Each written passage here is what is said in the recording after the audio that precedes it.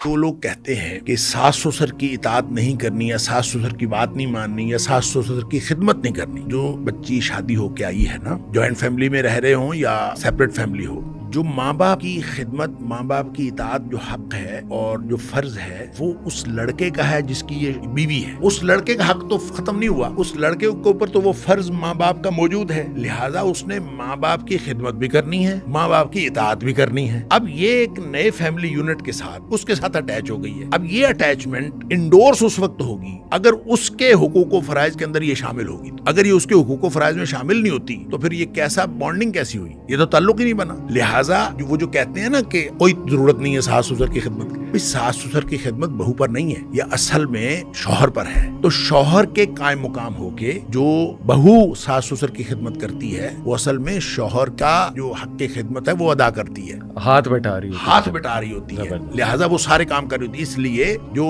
ساس سسر کی خدمت کرنا یہ بالکل ان کے جو دائرہ اختیار یا دائرہ کار سے باہر نہیں ہے یا ان کے فرائض سے باہر نہیں ہے.